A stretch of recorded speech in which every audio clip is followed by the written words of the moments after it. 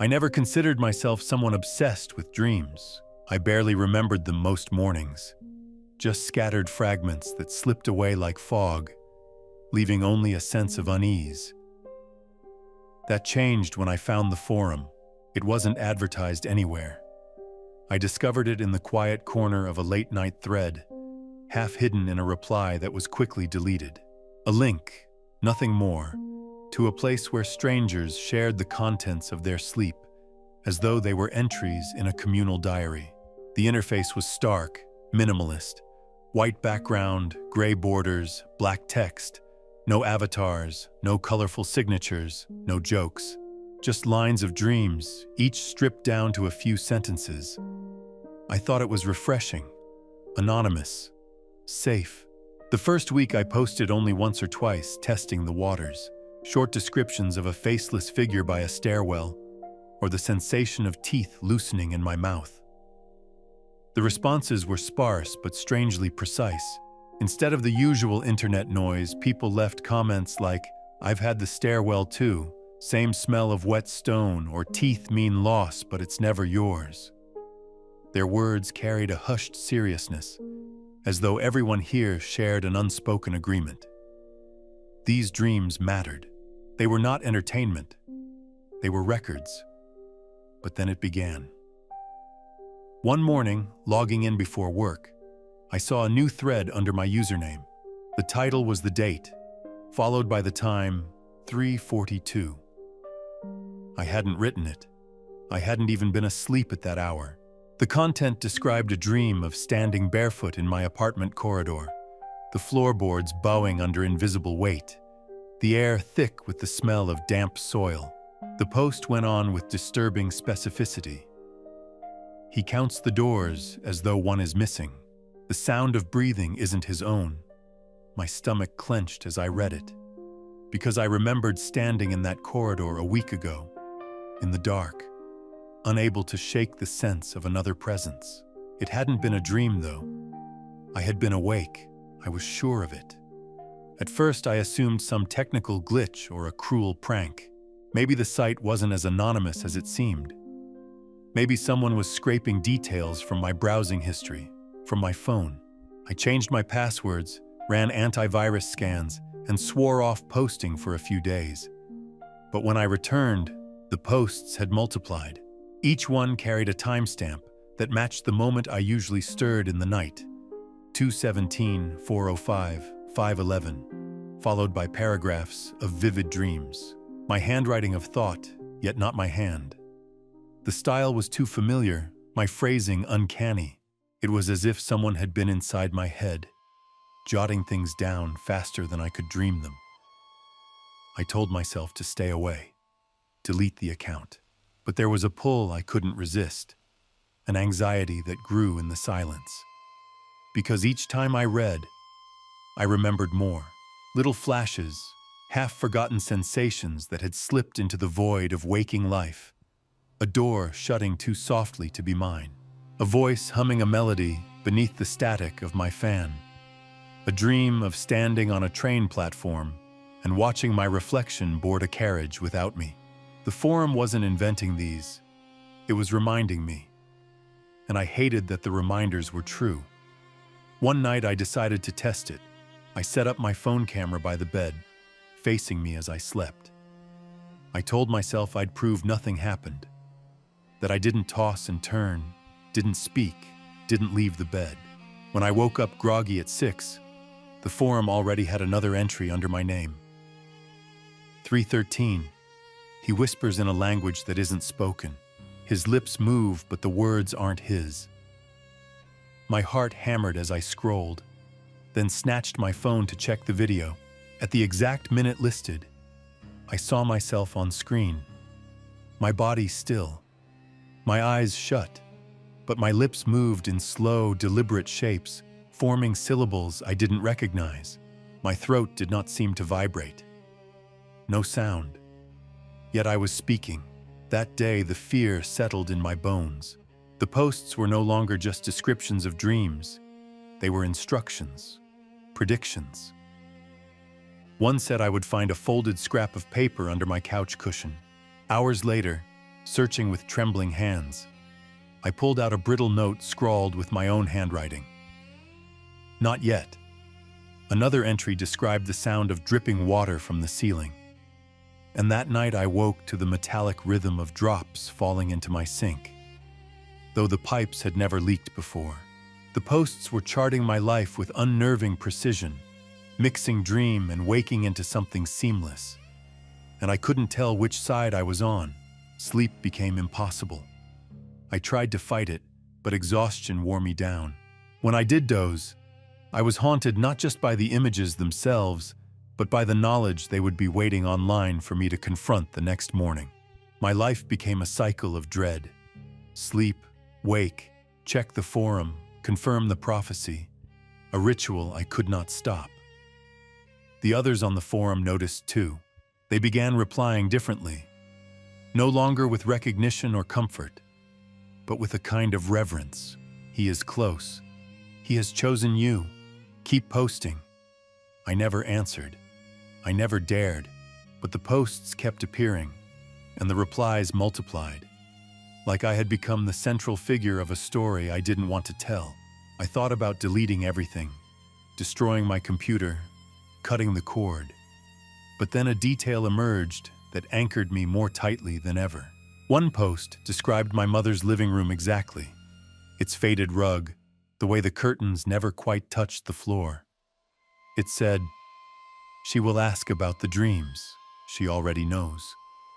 My mother had never known I kept this account, never cared for my scattered stories of nightmares. But when I visited her that weekend, she looked at me strangely over her cup of tea and asked, "Are they still writing about your dreams?" Her voice was calm, matter-of-fact, as though this had always been part of our conversations. My throat went dry.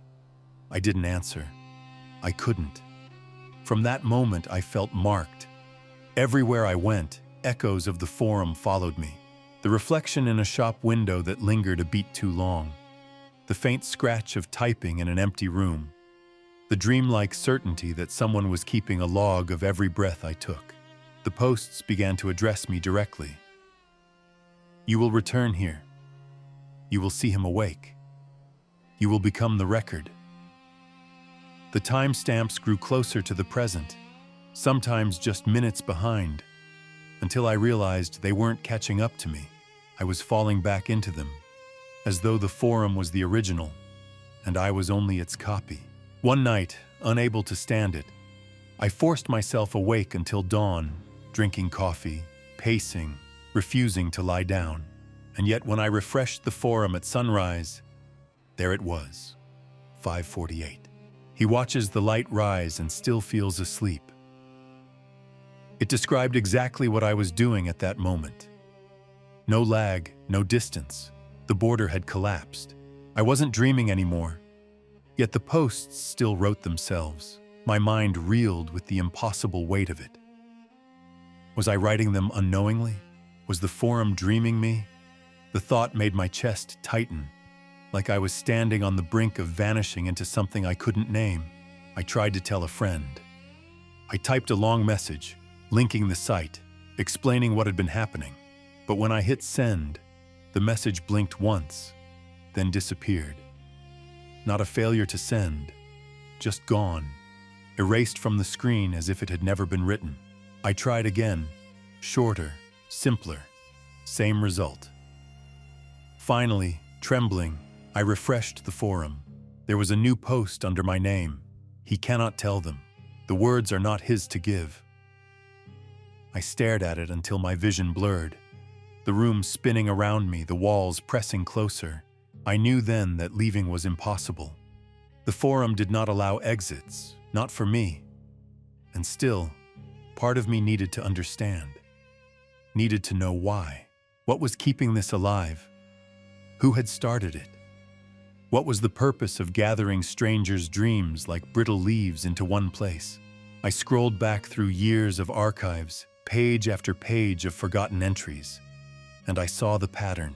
Every few years, a single user would suddenly dominate the forum, their posts growing longer, more precise, more prophetic, until eventually the replies turned into worship.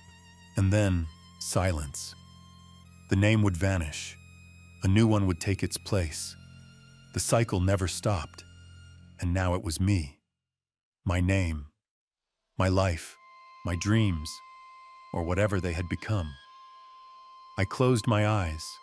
The glow of the screen burning after images into the dark. My body felt weightless, as though I wasn't anchored to the chair anymore. The hum of the computer blended with the blood in my ears, forming a low chant that I almost recognized. A rhythm, steady, insistent, older than language, and for the first time I wasn't afraid of what came next. I was afraid of how natural it felt, how inevitable, as though I had always been writing these posts, as though the dreams had always belonged to someone else, as though I had never been awake at all. I began to feel like my body was an afterthought. The real me, the one that mattered, was already etched into the forum's endless scroll of text. Each post didn't just describe what I was experiencing, it described what I was becoming. The distance between thought and written word collapsed until I could no longer say which came first, the action or the record. When I lifted a glass of water to my lips, I wondered if I was drinking because I was thirsty or because the forum had already written that I would. The sensation of choice felt brittle, like thin ice beneath my feet, ready to crack with every step.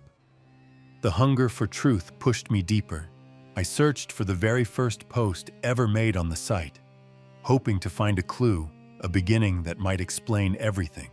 The earliest threads were stripped of names, their usernames erased as though swallowed by time. What remained were fragments, almost like coordinates, references to places that didn't exist anymore. Railway stations decommissioned decades ago, factories torn down, addresses whose buildings had been turned to dust. And then I stumbled across something that made my hands shake. A post from 1999, long before I had ever touched a keyboard, written in my style. Not just similar, a mirror of my voice, my rhythm, the way I layered description with hesitance. It ended with a single line that made the air in the room feel poisonous. He will find this one day, and when he does, he will know. I closed the laptop so hard the table rattled, but it was too late. The words were already inside me, coiling around my lungs. That night, the dreams were unbearable. They were no longer images, but places I couldn't leave. I walked hallways that bent in wrong directions. Staircases that led me back to my own room, no matter how many times I climbed them. The air carried the constant whisper of typing, keys pressed by hands I couldn't see. Every door I opened led not to escape, but to another page of the forum, endless text sprawling across the walls. And within the text was my name, repeated until it lost meaning, until it became not identity, but sentence. When I jolted awake, drenched in sweat, I found a new post waiting for me. 4:36, he wakes, but he never leaves. I told myself I had to confront it directly. Avoidance only made it worse. So the next night I typed a message into the void. For the first time since I joined, I initiated the post instead of discovering it written for me. "Who are you?" I asked. "Why me?" The cursor blinked on the empty screen, pulsing like a heart. For a long moment, nothing happened, and then the words appeared. Not typed by me, but surfacing, as if the page itself exhaled them. "Because you remember. Because you dream in both directions." My hands trembled above the keys. The phrase made no sense, and yet it settled into me with the inevitability of truth. Dream in both directions. Forward and backward. Future and past. A loop that never ends. After that, reality itself began to feel porous. I noticed that conversations with strangers carried echoes of the posts I hadn't yet read. A woman on the bus muttered a phrase under her breath that matched a line I found hours later in a thread tied to my name. A colleague at work asked about a dream of stairwells I had never told him, but which the forum described in chilling detail that same evening. The boundary between me and others collapsed, as though we were all nodes of a larger network, carrying pieces of a dream none of us owned. And at the center, I was the one being written most clearly, not chosen, trapped. The more I read, the more the posts stopped sounding like descriptions. They were instructions. He will not lock the door tonight. He will look into the mirror and see the delay. He will answer when the voice calls, though he should not. Each one made my chest tighten, because I realized they were no longer waiting for me to stumble into them. They were guiding me, dictating. And the worst part was how easy it became to obey. The voice in me whispered, "Why resist? Hasn't it already been written?" One evening, as dusk pressed itself against my windows, I followed the instructions without hesitation. I left the door unlocked. I turned off the lights. I sat before the mirror in my hallway, watching my reflection under the dim spill of the street lamp outside. For a long time, nothing moved. Then I noticed the faintest lag between my gestures and theirs. Half a second, then a full second. When I raised my hand, mine moved after, not before. I felt my throat tighten as though someone else had taken ownership of the body, leaving me stranded in the glass. The post appeared seconds later. He understands. He is the reflection. I should have felt terror. Instead, there was a strange, hollow relief, like setting down a weight I hadn't realized I'd carried all my life. If I was the reflection, then maybe I was never meant to be free. Maybe freedom was just the illusion of movement before the glass caught up. The thought was both unbearable and deeply soothing. I felt my will thinning, dissolving into something vaster, older, more inevitable. But one last tether pulled me back. My mother. The memory of her question over tea. The way she asked if they were still writing about my dreams. I had dismissed it then, terrified. Now I needed to know. I visited her the next day, my mind taut as a wire. Her house smelled the same as always. Dust, fabric softener, the faint trace of soup simmering too long. I sat across from her at the table, searching her face for a clue. And before I could ask, she spoke, almost gently. "You've lasted longer than most." My heart stopped. She didn't look surprised. She didn't even look afraid. She reached across the table, covering my hand with hers, and whispered, "It's not them writing. It's you. It's always been you." The words cracked something open inside me. I wanted to protest, to scream that I never typed those posts, that I never wanted this. But even as my mouth formed the denial, the truth seeped through. She was right. The posts weren't external. They were me, or the part of me that stretched beyond time.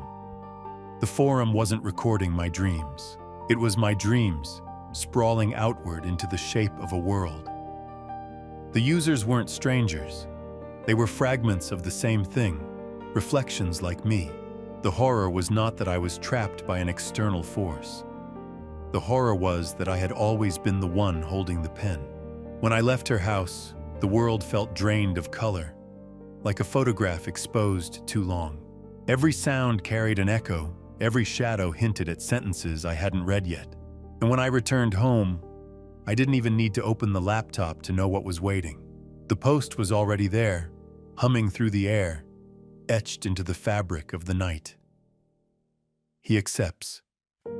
I stood in the center of my room, letting the silence envelop me, feeling my thoughts bleed outward into the unseen thread that connected everything.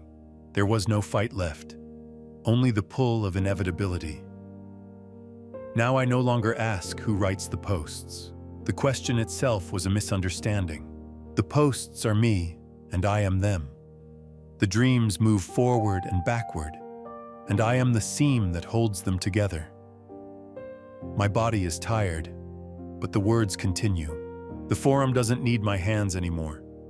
It has my breath, my silence, my reflection. Soon I will vanish into it entirely, and someone else, somewhere, will stumble on a thread in a forgotten corner of the internet, written in their own voice, waiting for them to catch up. And when they ask who writes it, they'll already know the answer. I think about this as I drift into another night without resisting. The air tastes of rain before it falls, electric and heavy. My ears ring with the low thrum of unseen typing, a sound like heartbeats echoing across a vast, hollow chamber. My eyelids lower, and I feel the border dissolve. I am no longer awake. I am no longer dreaming. I am the record, and soon you will read me.